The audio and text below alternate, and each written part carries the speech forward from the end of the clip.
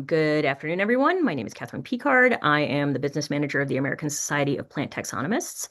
On behalf of Jennifer Mandel, Andrew Hipp, and myself as co-organizers, I am delighted to welcome you to the third ASPT webinar of 2026. If you are not a member of ASPT already, we are particularly happy to have you and encourage you to consider joining the society.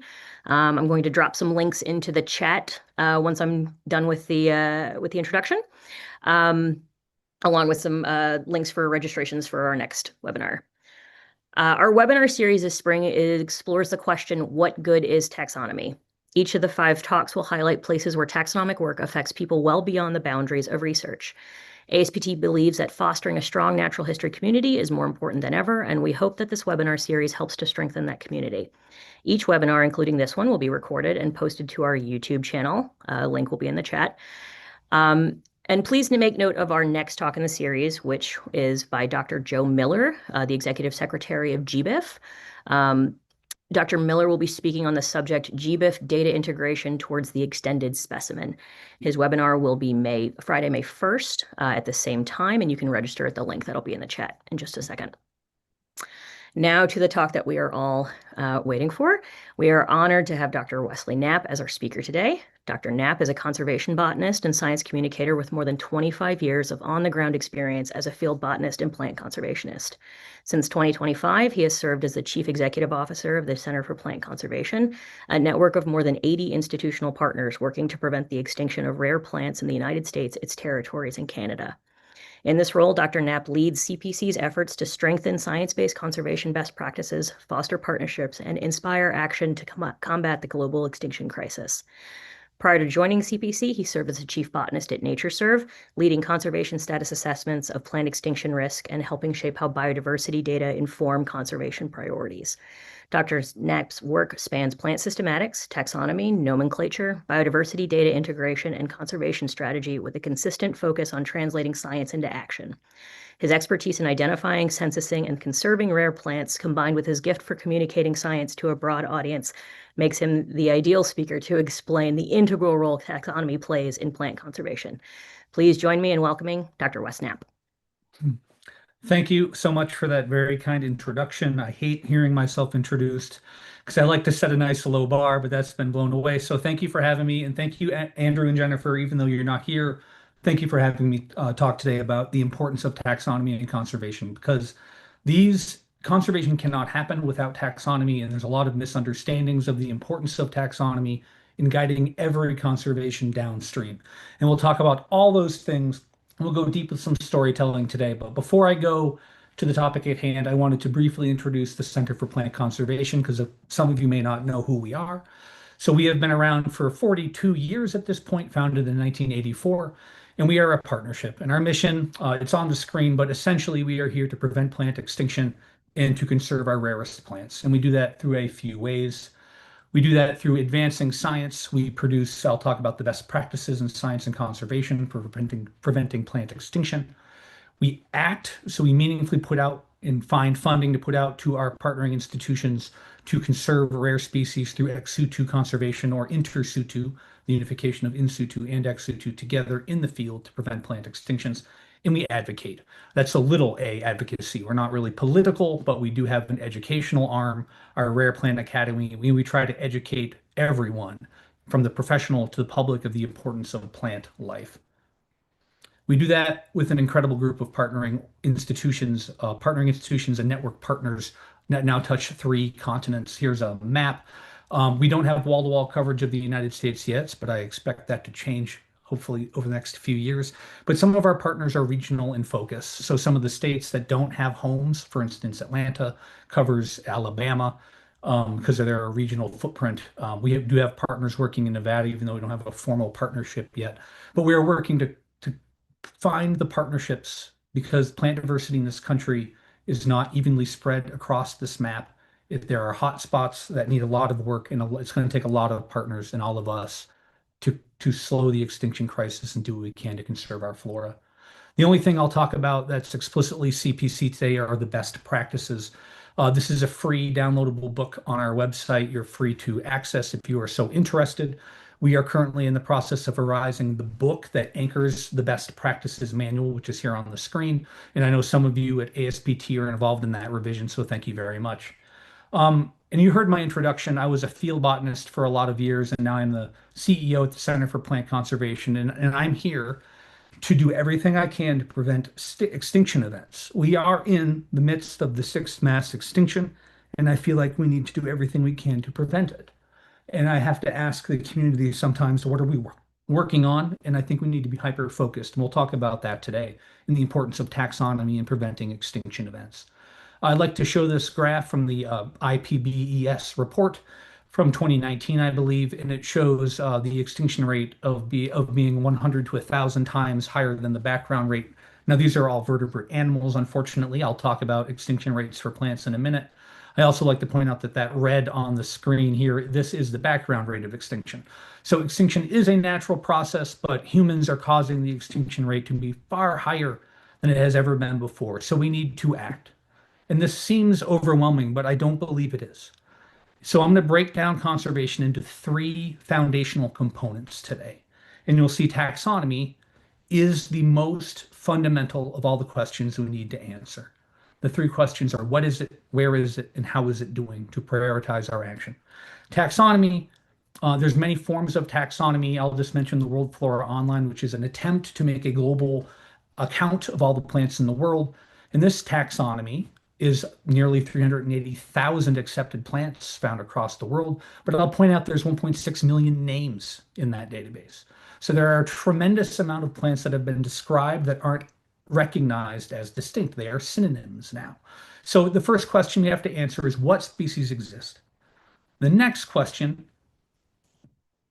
is, where is it? What is it, then where is it? And that is either the on the ground location of these plants, or where the living collections of these plants exist. Like for the Center for Plant Conservation, we specialize in ex situ plant conservation. So we'll collect the seed, put it in seed banks, grow living collections, and the methodology to conserve these plants off-site, because the unfortunate reality is some species will not persist in their natural habitats moving forward. And having that safeguarded collection is important. So where is it, the on the ground and the ex situ coming together to know where those plants are found? And then the last question is, how is it doing? And that is the prioritization of what needs our attention. So again, I'll just point out taxonomy is the very first question on this string of conservation action. So how is it doing? There's two major methodologies that are used across the globe to prioritize the species that need our attention. We have the NatureServe conservation status assessments and the Red List conservation status assessments. Now, these two methodologies don't line up well, but they tell us the same thing when you put them kind of juxtaposed against each other. You have this arrow up. This is an extinction risk increasing from either secure on the NatureServe 5, which is G5, or least concern on the Red List sign. Most plants are marching towards extinction. Very few are becoming more common, with the most critically imperiled G1 in the United States and critically endangered on the Red List. Now, I get this question all the time. Why does the US have a different conservation status assessment methodology than the Red List? It's not just because we love doing things our own way, see the metric system. It's actually much more fundamental. Back when the NatureServe methodology was being invented by Bob Jenkins, and it was housed at the Nature Conservancy at the time, and the intent was to find out what places on the planet needed our conservation attention, what needed to be bought for conservation and managed to prevent extinction. He reached out to the Red List, and the Red List told him at this time, our methodology is for vertebrate animals. So he developed his own methodology, which is now the NatureServe methodology we see on the left. Both of these methodologies can now be used for plants and animals, but in the United States and Canada, the NatureServe methodology is really foundational and woven into conservation. Both methodologies are not just bean counting. They're a combination of rarity, threats, and trends. So you can have a very rare plant from a few sites that isn't at risk of extinction because it's stable. But if you have a plant that with severe rarity, extreme threats, and the trends are negative, it'll be in this uppermost extinction tier.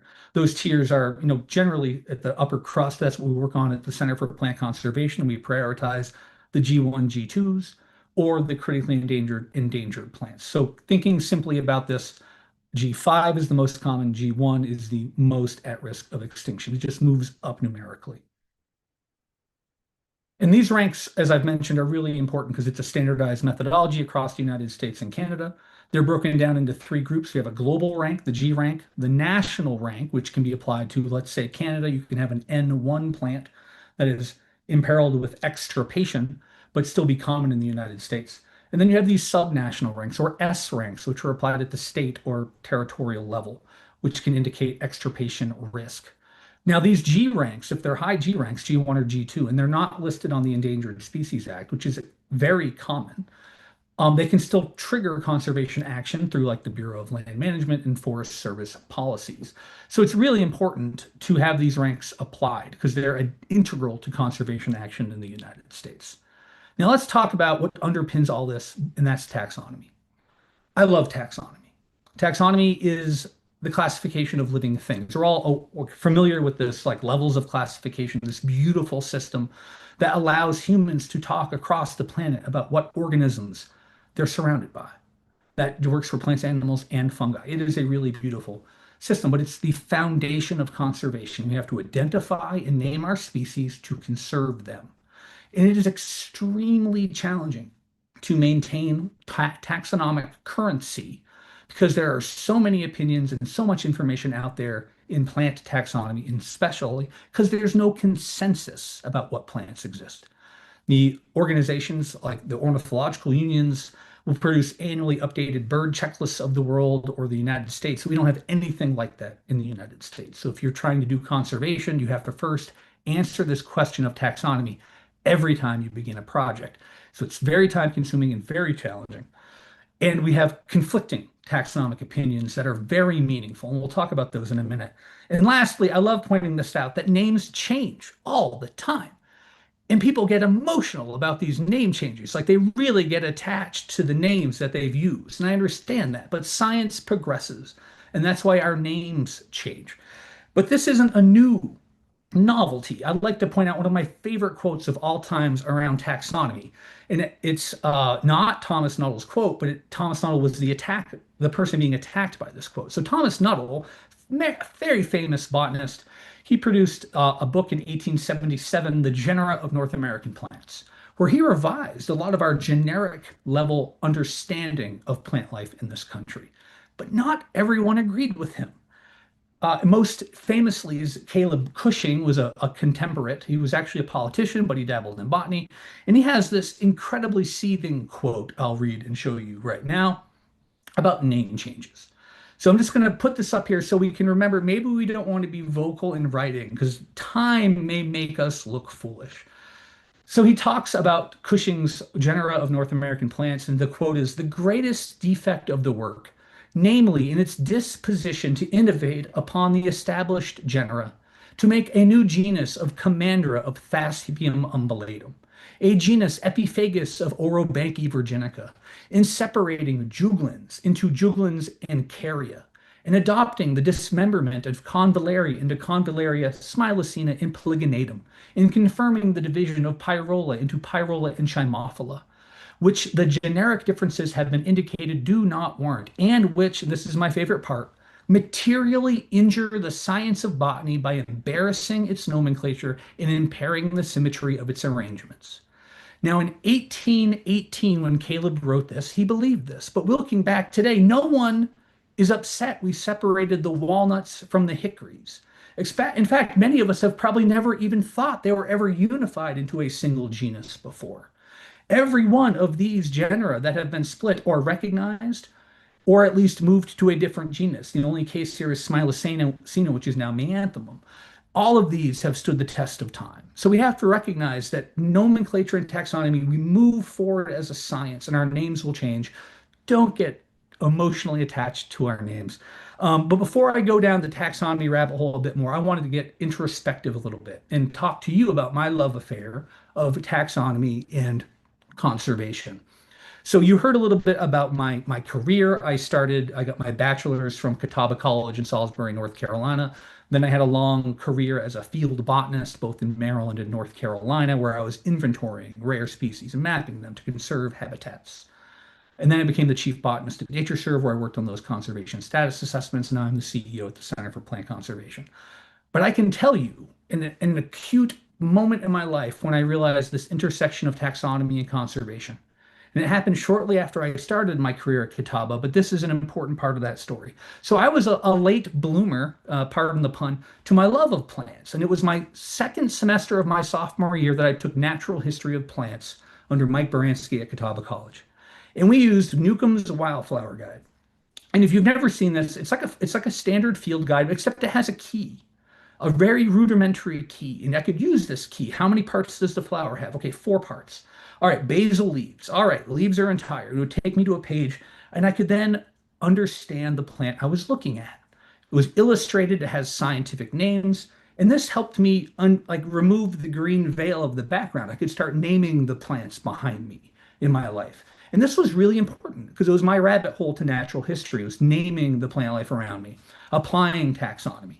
But I kind of quickly realized not all the plants in North Carolina were in this little field guide, and I was really interested to learn more. So the next year, my junior year, second semester, my junior year, I mentioned I was a late bloomer to botany.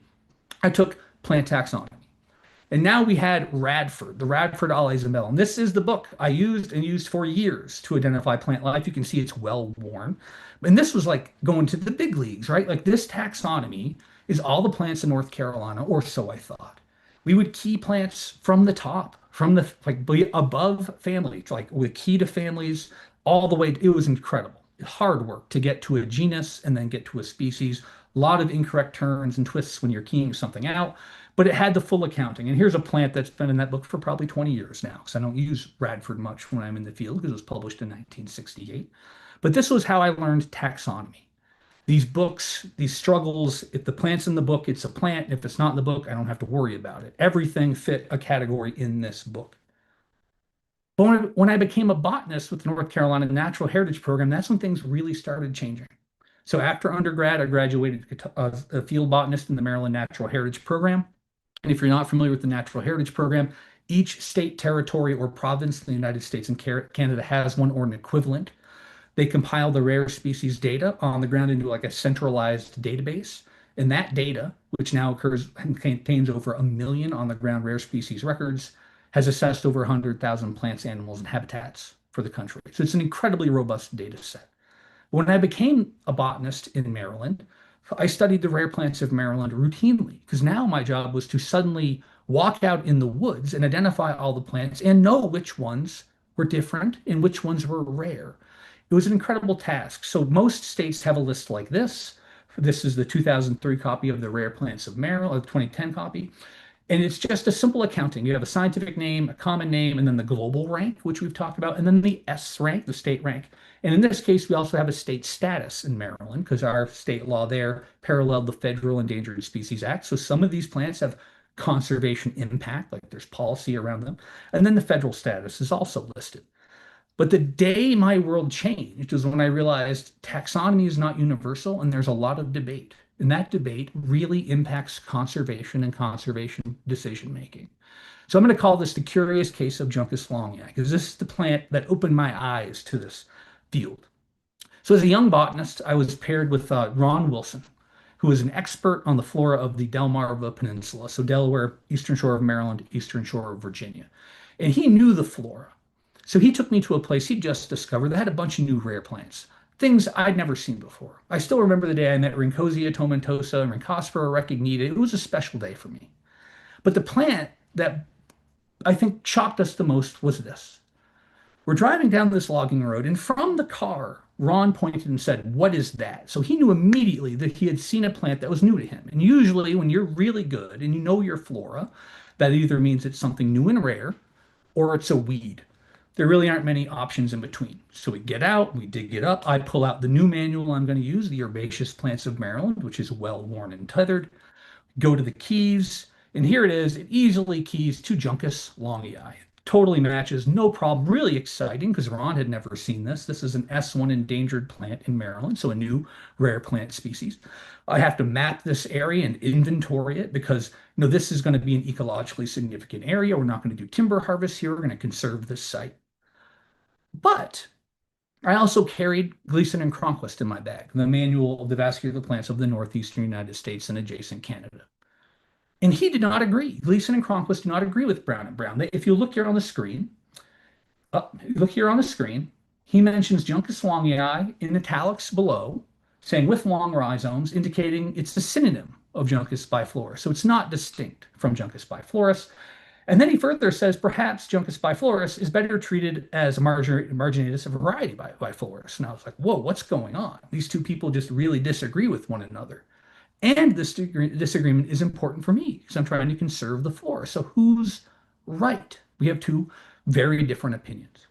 So later, I went to the Flora of North America, which had just been published in 2000, and I found that not only did they lump or include Juncus longii within Juncus marginatus, they also included Juncus biflorus under Juncus marginatus.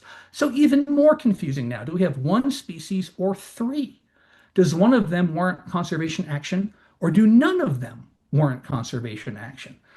So to put it simply, there's a lot of disagreement here. And this became the focus of my master's work. And the reason this became my master's work is because there was no study to assess Juncus longii. It was just opinion. And that's an unfortunate reality of a lot of the plants in our flora with taxonomic disagreement is there's never been a thoughtful, well thought out study to resolve the taxonomy of that species. In the intersection here with this plant being not only S1 and critically imperiled with extirpation in the state, but also listed as endangered on our list, had massive consequences. If you recognize it as real, it's worthy of conservation action. If it's lumped or just a form of another species, it is not of concern at all.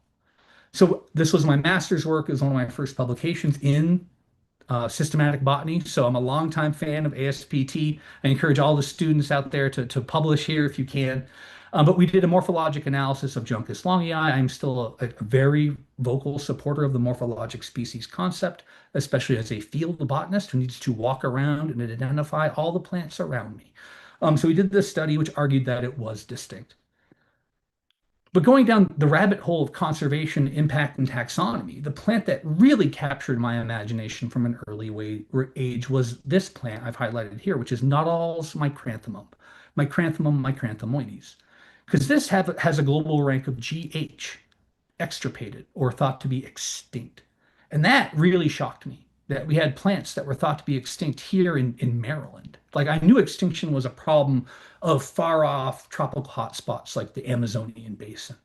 But I never would have expected plants in the region I was now the botanist to be extinct from the flora. So I learned everything I could about this plant. And this plant is the opposite of charismatic megafauna. It's a little cryptic plant that's found between high tide and low tide. Very hard to identify, very small flowers. So you have to be at the right habitat at the right time to even observe it. So it's not very detectable. It's often misidentified in the historical collections. But the last time it was collected was 1941, and no one even thought it was rare. The story I've heard is that botanists would get together and talk about what plants were rare in their region, and no one living had ever seen this plant. And we realized, well, it must be of conservation concern, but it was already lost. And this is also interesting because I'm a big fan of understanding where we're failing as a conservation community. And I wanted to know what plants went extinct so we could prevent the next extinction. But when I talked to botanists about extinction, most people had blank stares or they knew this plant, Franklinia altamaha. This was collected just a few times in the wild. I've recently learned it may have been collected to extinction by the horticultural trade because it's still found in the horticultural trade. I grow it at my house. And this is why people know this plant, is it's found in many arboreta. It's showy. It's a beautiful plant. There's a weird mystery. Bartram wrote his book, Bartram's Travels, just talks about going down a trail, collecting this beautiful plant. I'm going to name it after Benjamin Franklin, and that is among the last times it was ever seen. So we decided to do a study on the extinct plants of the United States and Canada so we can prevent the next extinction event. And this is a paper that came out just a few years ago. It's open access, freely available to the public. And if you just Google, Knapp extinct plants, United States, this will show up. But I want to talk today about how we approached the taxonomy behind this project, because taxonomy is the first question: what species exist? And that is not easy to answer because there's no universal taxonomy for the plants of the United States. And when you go to a database like NatureServe's database or USDA plants, you're going to find huge disagreements about what plants exist. So we first pulled everything that was tagged as extinct from the NatureServe database, and we found 150 names. But the problem is that a plant like Franklinia, which I just mentioned, is universally accepted as distinct. Every once in a while, that plant is put in the genus Gordonia, but it's still recognized as a distinct species. But other plants like Rubus fryi is either extinct and was known from one place in the planet, or it's not worth recognition. Those are two really extreme viewpoints. So how are we going to address that question of taxonomy? Well, we developed an entirely new system to look at the taxonomic uncertainty of every plant that was thought to be extinct. And we call this the index of taxonomic uncertainty, because this uncertainty spans a spectrum of completely sure it's a distinct species to no one agrees. So we looked at the scientific consensus of a name, and we did this only by looking at floristic treatments of different authorship. And this silly info cartoon in the bottom is a group of people sitting around the table, and it says, "Then we agree 9-1 that we will say our previous vote was unanimous." And this is just a play on the fact that many taxonomic treatments of groups are authored by the same person. And I'll pick on myself for a second. I've written Juncus treatments for the Northeast United States, the Southeast United States, the flora of Tennessee, and a few others. But if you looked at all those treatments and weighed them individually, they'd all match my singular concept of what species exist in the group. And that's not fair. That's padding the vote. So we wanted to look at different taxonomic treatments to get an idea of the uncertainty. So we made this as a grade school system, A to F. And this is basically you're going from highest consensus to lowest taxonomic consensus. So at the top, we have 41 plants that were category A. That is universal agreement that they are distinct species. There's really no debate. But then we have this friction zone of groups B and C. So B is that more than 50% of the floras and manuals and publications out there recognize it. But there's still a number that do not. So there's light taxonomic friction. We put that in group B. Those are 14. And this Juncus perfidus is a great example. Some people think this is a waif from Europe, but many people, even Europeans, argue that that is not the same plant and is now an extinct plant from Cape Cod. Then we have this group of C, ITU of C, Index of Taxonomic Uncertainty C. And those are minority taxonomic acceptance, but numerous floras that say, no, no, this is a distinct species and it warrants conservation action. And that is something like Narthecium montanum, Narthecium montanum, the mountain bog asphodel, which is found not far from here in Western North Carolina, where I am in Asheville. But then we have this whole pile of plants in the categories D and F, which we called significantly dubious, or F, which are described and then never recognized again. And those are some serious taxonomic friction zones in its intersection of conservation. And to visualize this, you'll see we have a lot of agreement, which is the good news in category A. Category B and C are real friction points. They need modern evaluation. So any students out there interested, look at the extinct plant paper and look at category B and C. But frankly, even category D and F that we exclude from the study, they may be dark extinctions at this point, things that are just lost that we don't yet appreciate that are taxonomically distinct. But the jury at this point is heavily against them. But they may warrant further taxonomic investigation. So some of the high-level results were just that we lost a total of 51 species according to our taxonomy, 65 total taxa, that includes a variety, subspecies, and subspecies.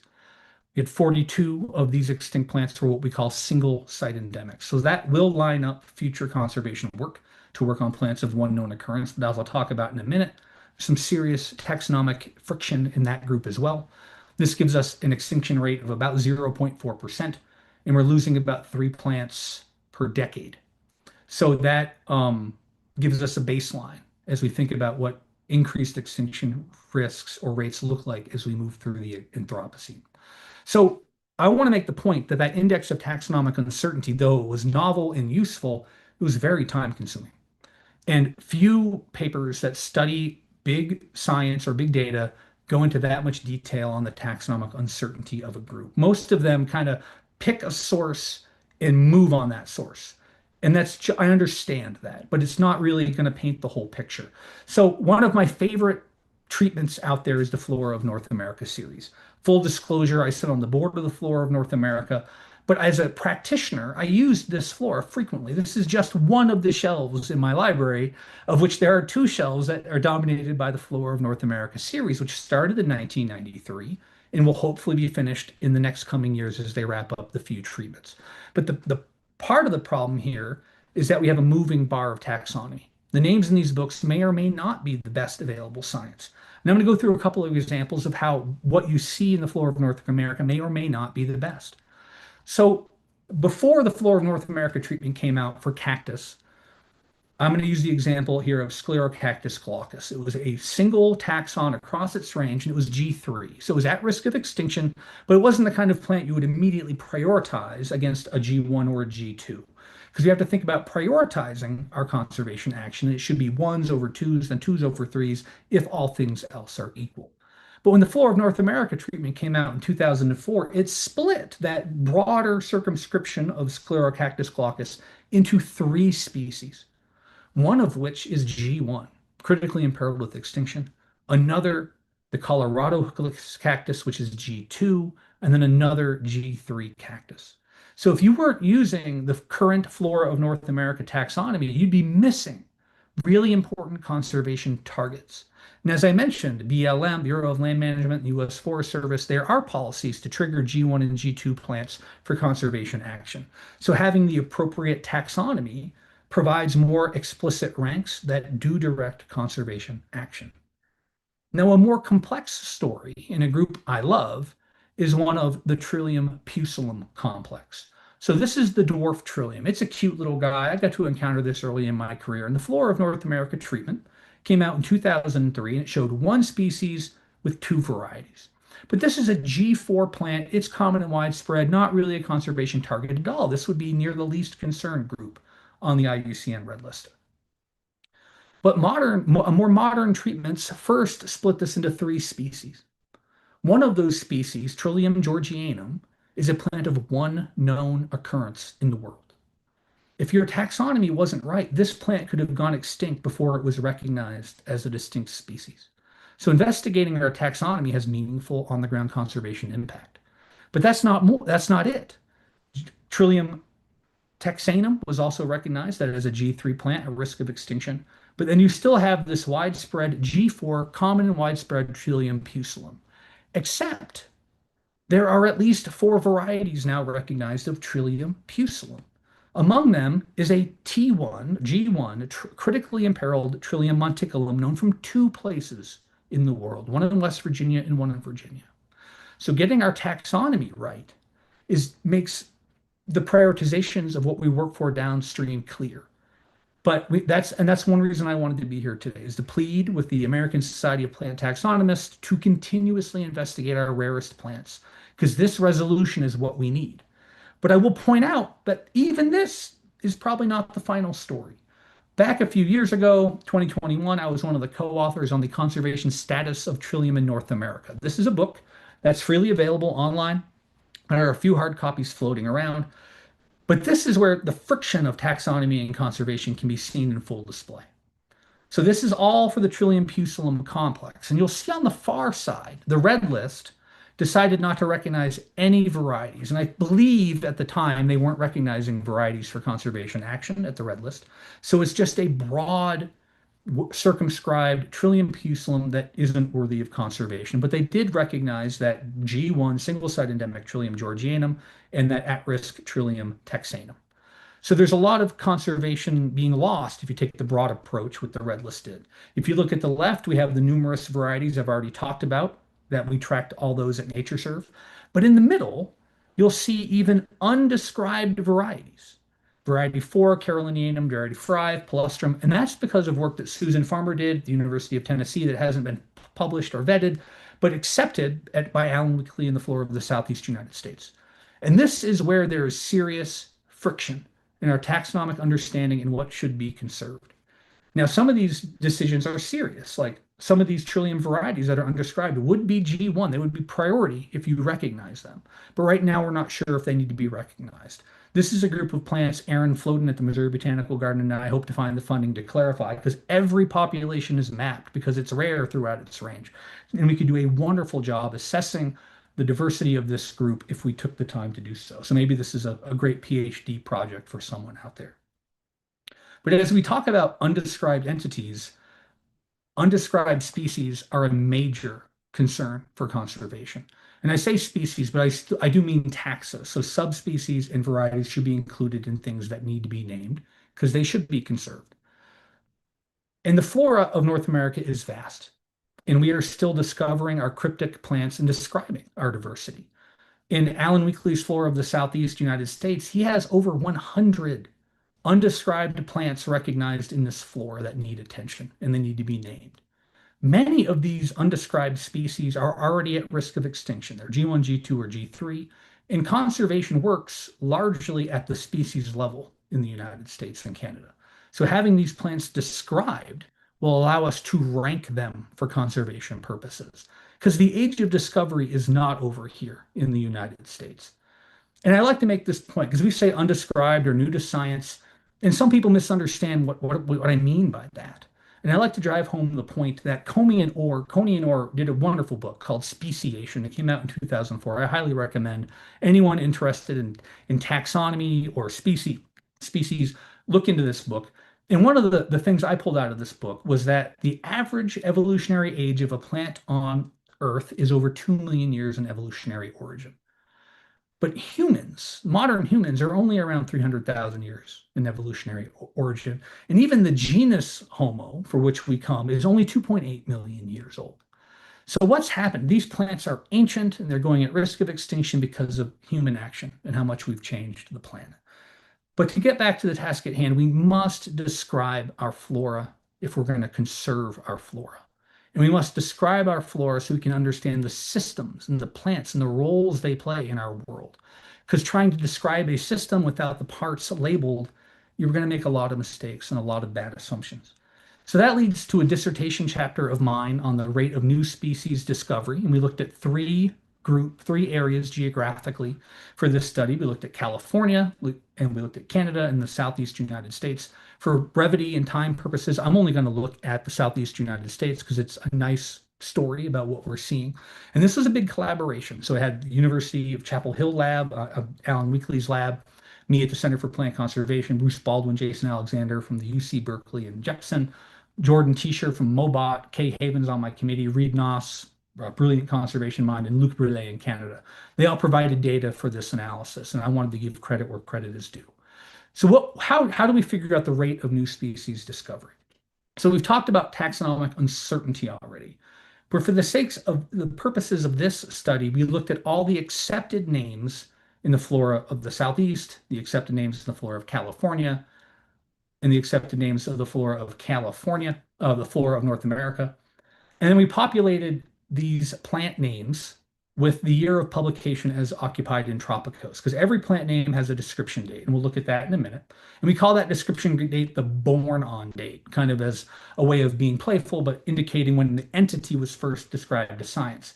And we also built in some nomenclatural flags, because there's a lot of nomenclatural complexity for some of these plants. I'll talk about a few of those briefly. But if you're not aware, nomenclature is kind of like the laws, the rules around plant naming. And these rules are well stated and they're clear and they help us understand the history of names. So to look at some examples of how we identified the born on date for every plant in all three of these floras, I'll show you some examples here. These are straightforward examples. Quercus alba, white oak, found throughout eastern North America. It was described by Linnaeus in 1753. That's the born on date. Very simple. There's been not other names. There's no synonymy. Quercus alba is the accepted name, and the born on date of publication was 1753. As I've already mentioned, hickories and walnuts used to be one entity.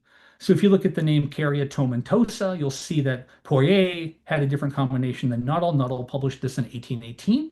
But the Bayesianim, Juglans tomentosa, was published in 1798. So in this case, 1798 was the born on date. The first date the plant we call Carya tomentosa today was described new to science as a novel new entity. But let's get a little more complex. So this is Juncus debilis, a common wetland plant found across the United States. This was described by Asa Gray in 1848.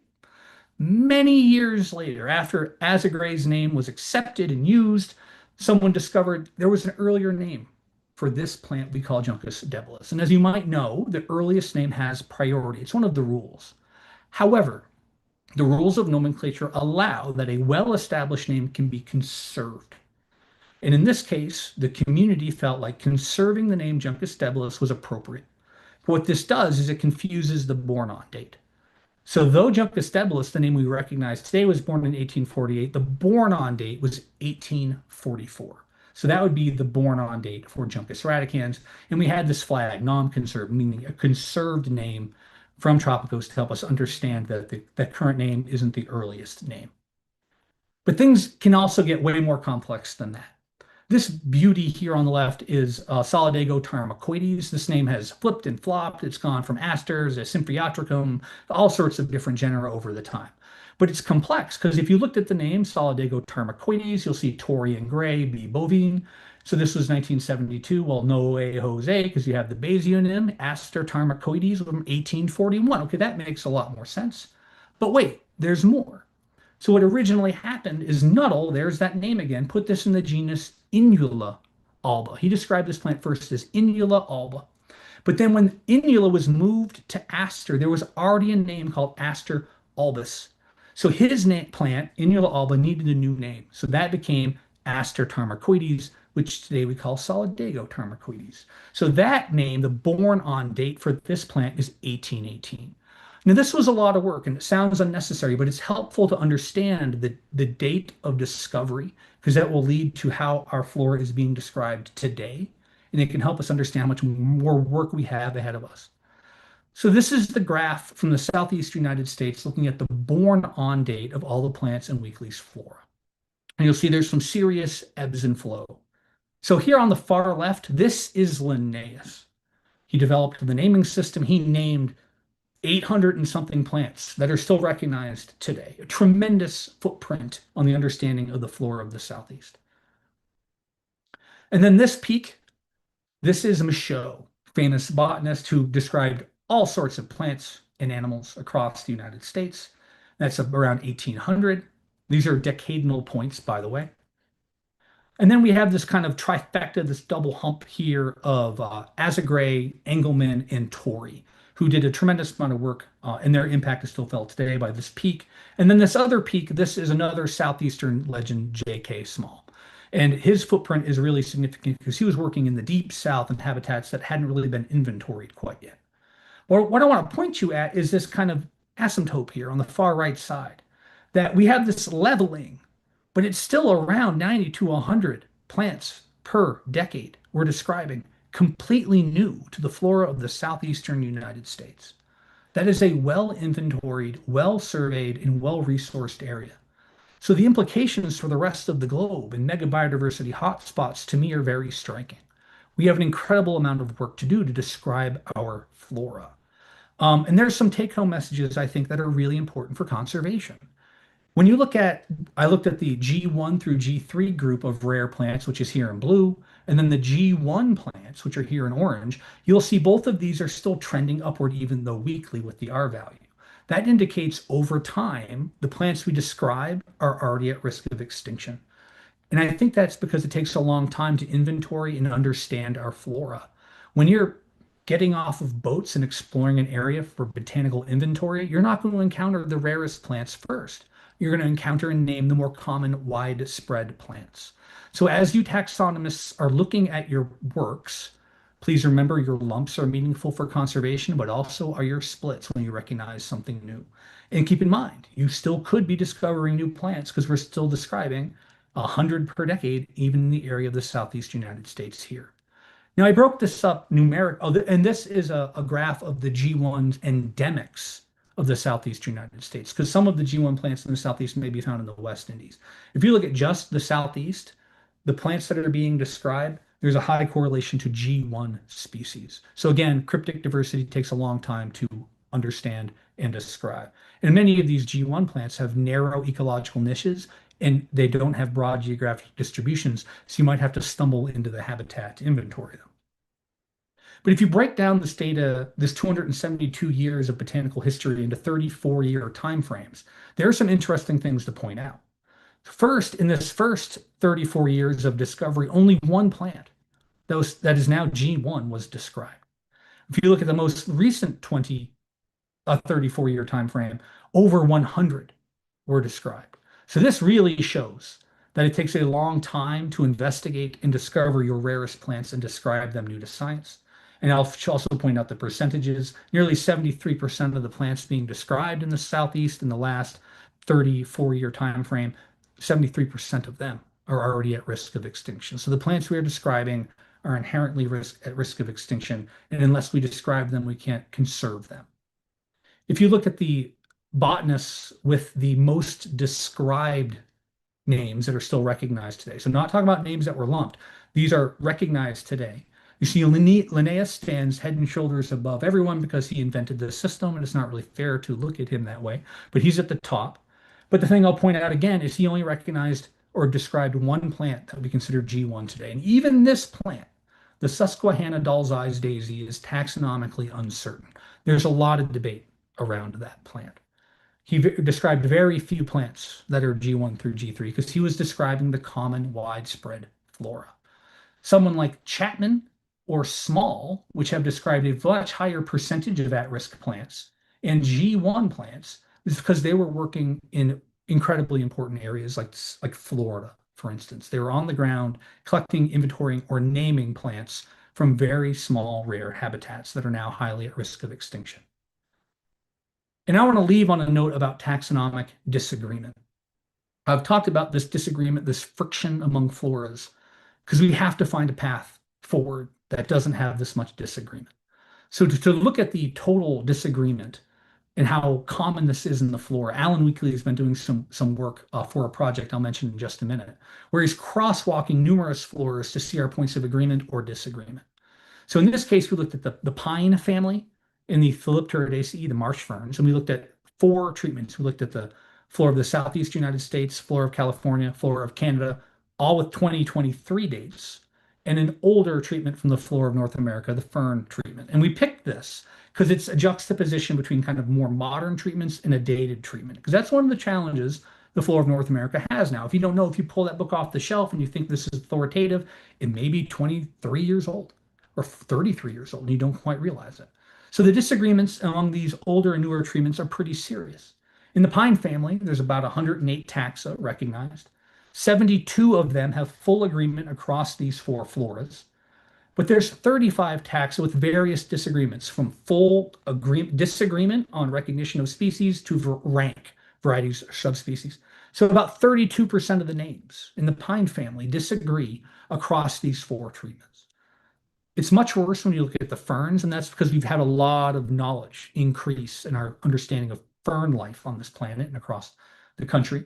So the Philipteridaceae has 30 taxa, only 5 of which completely agree across these 4 flora. Only 5 completely agree. 21 generic disagreements because of recent recognitions or splitting of genera. We have 1 orthographic disagreement, which is the spelling of the name. Even the spellings of our names can be disagreed. And they call those orthographic variations, orthographic disagreements. So 70% of the fern names from the older flora of North America treatment to the current treatments are in disagreement. But let's look at, what if we look at a more contemporary treatment like the Fabaceae? So we looked at 2023 treatments of all the Fabaceae of the same group. So bean family, one of the most important families of the world, 2,056 taxa recognized, only 74% agreement across these 4 treatments about what the names of our beans should be. We had 21 generic level disagreements, 6 orthographic variations or disagreements, basic spelling.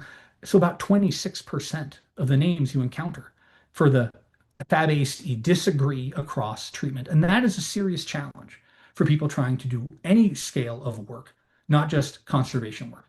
But the conservation work is serious when we have disagreements. I'm going to mention one other example. This is Cyrilla arida. This was described by Small. This is endemic to a single place in the world in Florida on the Lake Wales sand ridge. But this has a dubious rank, G1Q, meaning taxonomically questionable. Do we drop everything and conserve this plant? Or is it just part of a more broadly circumscribed Cyrilla racema flora? Alan grows this at the North Carolina Botanical Gardens. It really does look different to me, but I have not done the study to assess it. The flora of North America does not recognize Cyrilla arida. Plants of the World does not recognize Cyrilla arida.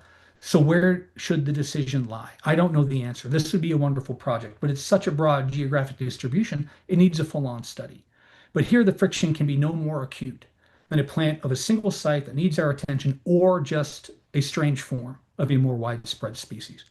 So I'm going to leave us with a little bit of hope and path forward, in that a small group of us have been leading the charge to build the consensus plant checklist of the United States and Canada. We've submitted a grant proposal to pull this off. So the leadership team is me here at the Center for Plant Conservation. We have Jeff Levin, Nancy Morin, and James Macklin at the Flora of North America who are partnering on this.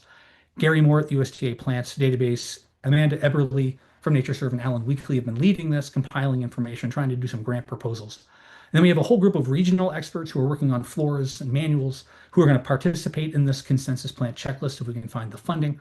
And the intent here is that we need to come to consensus. So at the top, we have Raphael Govratz, the Plants of the World Online, and Mark Watson from the World Flora Online. I've already talked to them. If we can pull this off, can we get the names in the Flora, the World Flora Online and POWO to match the consensus taxonomy? And they're very interested in doing that. We look forward to a future where NatureServe names and USDA plants names and the Flora of North America names all match. And then we can figure out which ones need our assessment. But the most important part for me in this is being clear about our taxonomic uncertainty. We want to have voting and it be transparent so students or researchers can see where the disagreement lies, because that's where we need people like ASPT to come in and do the taxonomic work to help guide conservation action. So I'm going to leave you just with a short call to action is we must form taxonomic consensus because our decision making is flawed and inconsistent. Areas of taxonomic disagreement must be transparent and investigated on a priority basis based on their conservation impact. We must still describe our flora because so many of our plants are already at risk of extinction, but they're undescribed. And then lastly, we must act to conserve our rarest plants. And that's why I'm at the Center for Plant Conservation. So here's my email address. This QR code will take you to CPC's website. I think that takes you to the Rare Plant Academy. But please consider, signing up for CPC's email blasts. For the students out there, we have a message board. Jobs are posted kind of frequently. We have the Rare Plant Academy, which I mentioned, in our national meeting is in May at Lady Bird Johnson Wildflower Center if you're interested in learning more about preventing plant extinction and conserving our rarest plants. Thank you, and I believe I have some time for questions. Thank you so much, Wes. That was an amazing talk. Do we have, if you have questions, please feel free to pop them in the Q&A, and we will address them as they come. From my side, I can't tell if there's one person online or 1,000, so I hope there's a question. So we do have a raised hand. Mark, do you have a question? If you want, you should be able to unmute yourself. Or if not, you can pop the question in the Q&A.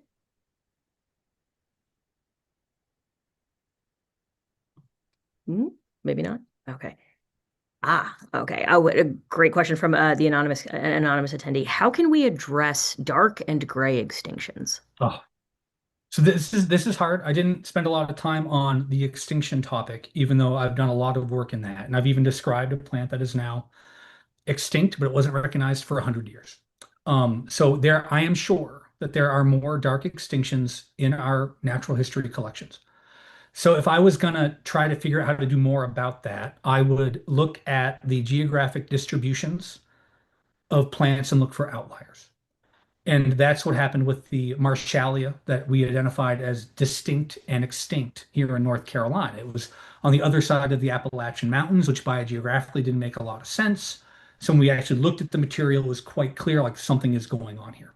So I do hope that geographic tips can help us, but I think also we could have a situation where AI can help as it tries to bucket our specimens. I know there's a growing initiative to do that, but we have to allow the AI to detect an outlier morphologically, or maybe not force an assignment on something like that. But to me, dark extinctions are a complete another failure of conservation. That means the thing is already gone. So our opportunity to conserve it in the wild is gone. And I would much rather get proactive about conserving our last remaining rare plants and hopefully not find as many dark extinctions or gray extinctions in the wild.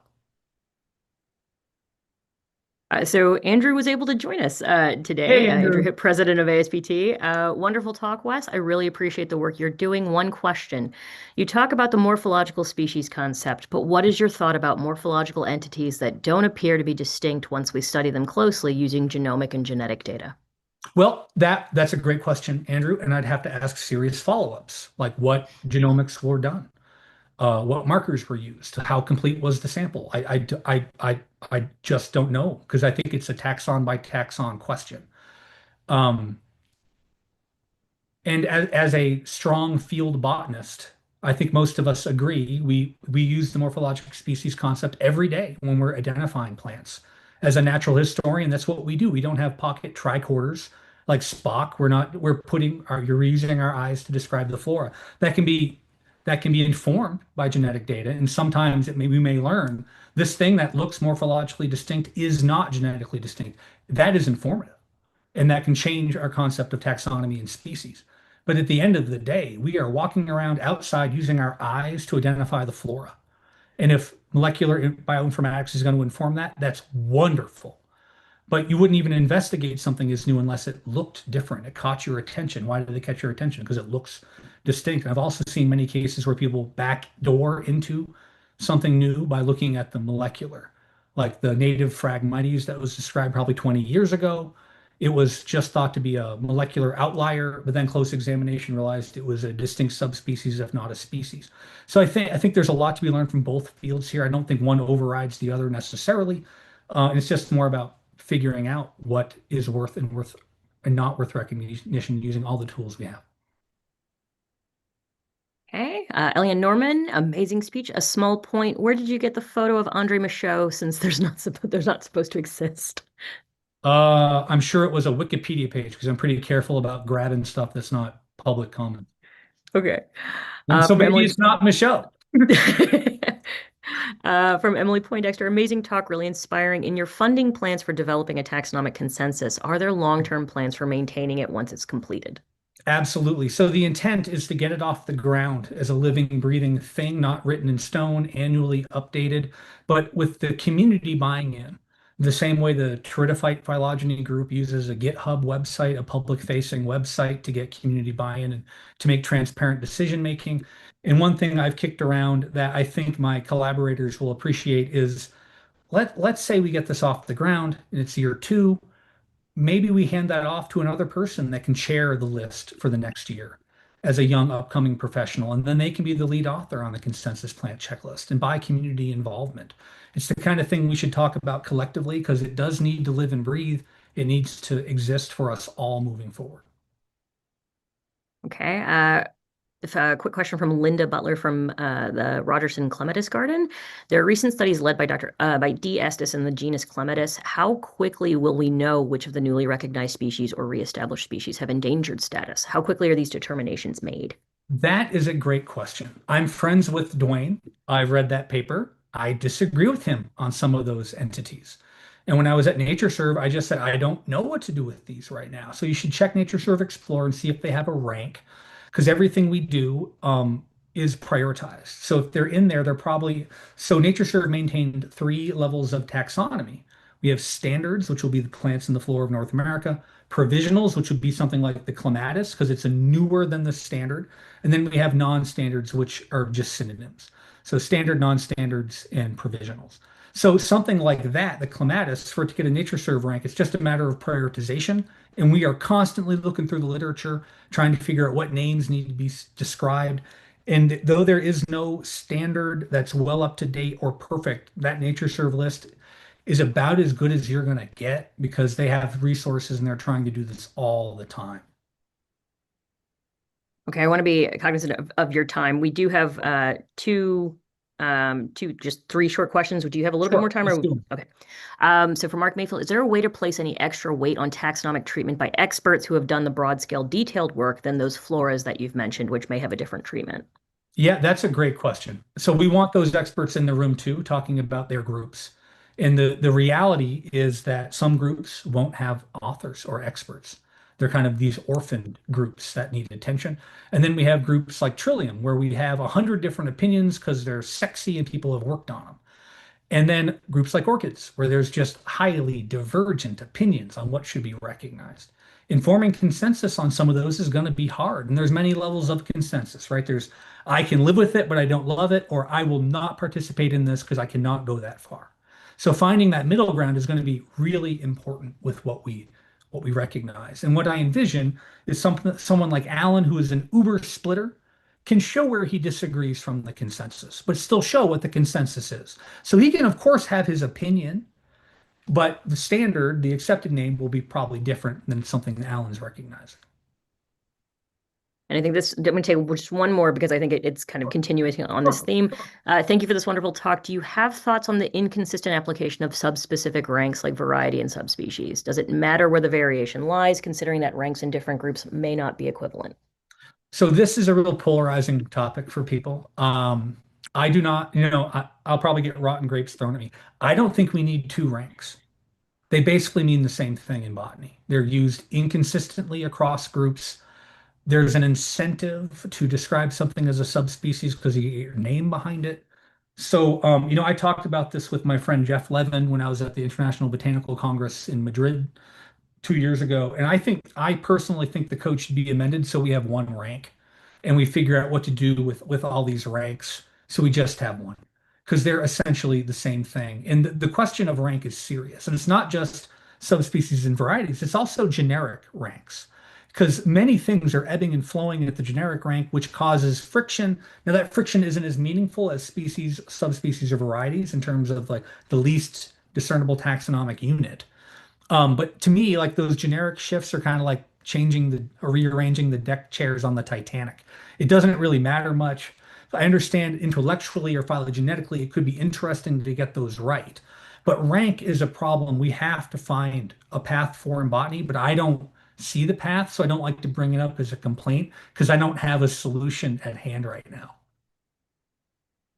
Thank you so much, Wes. We really appreciate you contributing to this webinar series. Thank you all of everyone in the audience for joining us. We really also, Wes, appreciate you going a little bit extra time to get all those questions in.